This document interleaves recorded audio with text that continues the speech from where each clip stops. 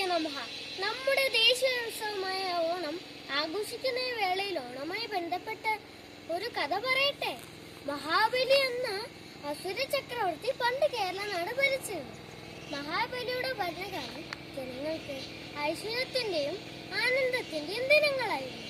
മഹാബലിയുടെ ഉയർച്ചയിൽ അസൂയ പൂണ്ട ദേവന്മാർ മഹാവിഷ്ണുവിനോട് സങ്കടം പൂരിപ്പിച്ചു. മഹാവിഷ്ണു മഹാബലിയെ ഒന്ന് പരീക്ഷിക്കാൻ തീരുമാനിച്ചു. മഹാവിഷ്ണു വാമന എന്ന ബ്രാഹ്മണബാലനായി അവതരിച്ചു.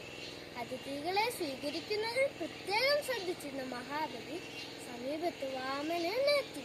വാമനൻ തപസ്സിനായി 3 അടി മണ്ണ് അപേക്ഷിച്ചു.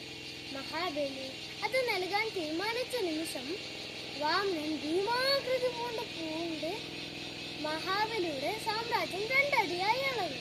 3ാമത്തെ ചുവടിന് സ്ഥലമില്ലാതെ വന്നപ്പോൾ മഹാബലി തന്റെ ശിരസ് കുനിച്ചു കൊടുത്തു. വാമനൻ മഹാബലിയെ പാതാളത്തിലേക്ക് ചവിട്ടിത്താഴ്ത്തി. വർഷത്തിലൊരിക്കൽ തന്റെ പ്രജകളെ കാണാൻ ഭൂമിയിലേക്ക് വന്നുകൂടാനുള്ള അനുവാദവും മഹാബലിക്ക് വാമനൻ നൽകി.